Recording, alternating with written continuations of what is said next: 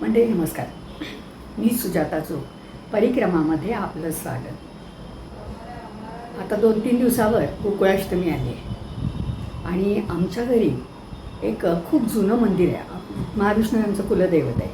त्यामुळे आमच्या घरी आमचं स्वतःचं एक छोटं खाजगी मंदिर आहे. खूप छोटं नाही म्हणता येणार, तसं मोठं आहे आणि खूप जुनं आहे. कारण माझ्या वडिलांची जन्मशताब्दी 2-3 वर्षापूर्वी झाली आणि त्यांचा जन्म झाला तो त्या महाविष्णूला 1000 फेऱ्या घातल्यानंतर झाला असं सांगतात. कारण मुली जगत होत्या आणि मुलगा जगत नव्हता.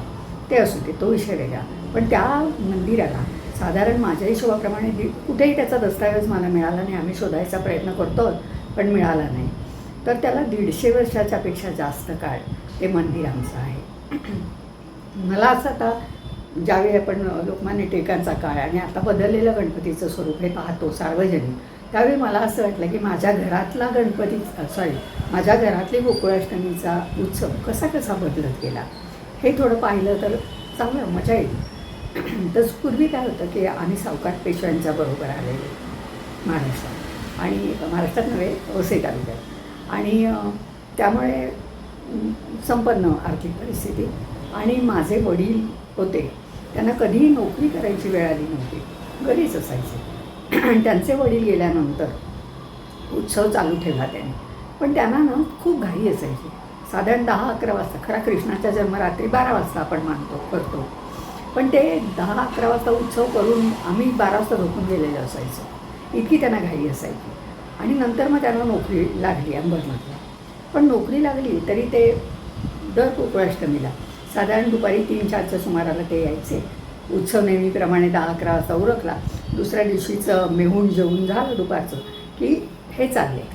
इतकं त्यांचं थोडा वेळ येणं असे. पण माझी आजी होती, त्यामुळे त्यांचं येणं नियमित होतं. त्यानंतर 64 साली आजी गेली, तोपर्यंत माझे भाऊही मोठे झाले दोन्ही. आणि मग हळूहळू वडिलांचं येणं कमी होत गेलं. त्याचं कारण असं होतं की दत्तभक्त म्हणून त्यांचं तिथे एक स्थान जसं काही निर्माण झालं आणि त्या आपल्या स्थानावर बद्ध झाले तिथे दत्तभक्त म्हणून. त्यांना गुरु मिळाले, याचे धुळ्याचे सद्गुरू भंडारी, त्यांचा अनुग्रह त्यांनी घेतला. त्यामुळे ते घरी येईन असे झाले. आणि माझे भाऊ मोठे झाले होते, त्यामुळे मग ते पूजा करायला लागले. आई होती तोपर्यंत. पण नंतर हळूहळू असं झालं की उत्सव तसाच व्हायचा, 10, 10:30, 11, 11:30 वगैरे असा. नंतर मग वडील वारले. कसं असतं बघा, एखाद्या गोष्टीची वेळ कधी येते त्या माणसाला ते कळणार नव्हतं असं मला आता वाटतं विचार करताना, की त्यांना कधी कळलं नसतं. आता जो आमचा उत्सव होतो तो अत्यंत भव्य दिव्य स्वरूपात होतो. समर्थांनी आणि आमच्या गुरूंनी पण सांगितलं आहे की देवाचे उत्सव खूप थाटामाटात व्हायला हवे.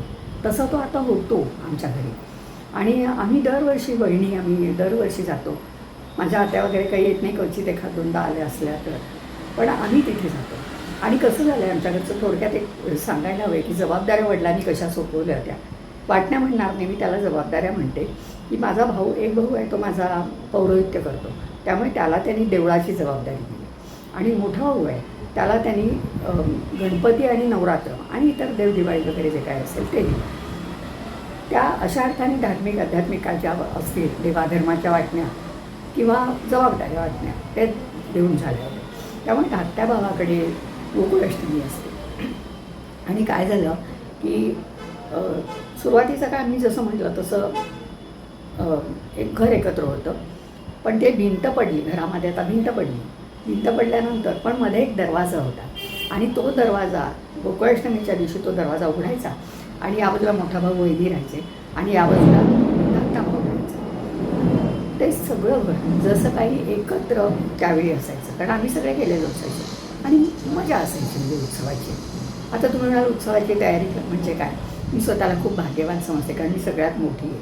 त्यामुळे प्रसाद करण्याचं काम किंवा प्रसादाची सेवा करण्याचं मान म्हणूया, संधी म्हणूया, काय जे असेल ते मला मिळत गेलं बरेच वर्ष.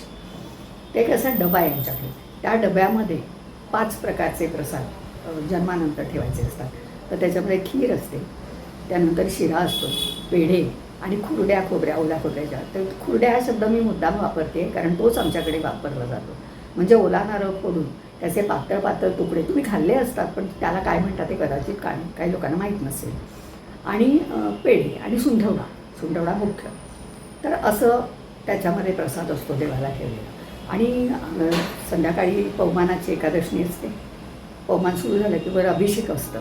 तुम्हाला आम्ही आता जो फोटो टाकणार आहे त्याच्यामध्ये वर अभिषेक पात्र लावलेलं आहे ते तुम्हाला दिसेल.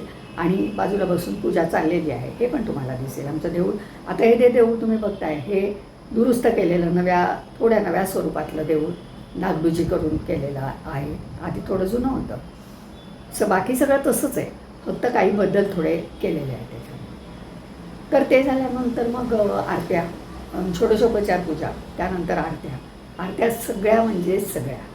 तर आम्ही जायला लागल्यानंतर, वडील गेल्यानंतर हळूहळू आम्ही तो जन्म जो 10-11ला व्हायचा तो आम्ही 12पर्यंत आग्रह केला आमच्या भावाला.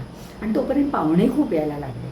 कारण म्हणजे बहिणीचे पण नातेवाईक, मुलांची लग्न झाली होती, त्यामुळे तिच्या आई विणी वगैरे असं कोण कोण यायला लागले हळूहळू.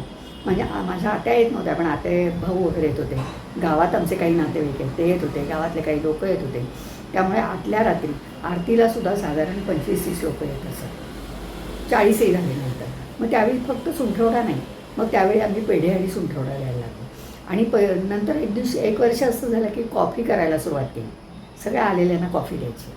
त्यानंतर मग अजून बदल झाला की आलेल्या सगळ्या लोकांना मसाल्याचं दूध द्यायचं, ते सुरू केलं. तर असं हे उत्सवाचा पसारा वाढत चालला. आणखी एक वर्ष असं आलं की त्यावर्षी भावाने ठरवलं की यावर्षी आपण भजन ठेवूया. म्हणून सतत 3 वर्ष आमच्याकडे भजन मंडळ बोलावून उत्सवाच्या आधी म्हणजे 5-6 वाजता भजन सुरू व्हायचं. भजन झालं की नंतर मग पूजेची धावपळ सुरू व्हायची. असं ते सगळं झालं. 3-1 वर्ष ते झालं. आणि दुसऱ्या दिवशीचं आता काय असतं आमच्याकडे, दुसऱ्या दिवशी जेवायला अगदी मी म्हटलं वडिलांच्या काळात तसं मिळून जेवायला. आणि आम्ही घरातली 5-6 जण जे काय असतो ते. त्यानंतर हळूहळू मेहूनच्या बरोबर आणखी 1-2 लोक घरात पाहुण्या, एखादा ब्राह्मण राहिला रे त्याला बोलवून टाका, असं ते चालायचं. मग 10-1 लोक जास्तीत जास्त. आणि घरातल्या बायकाच करायच्या स्वयंपाक वगैरे, आई करायची.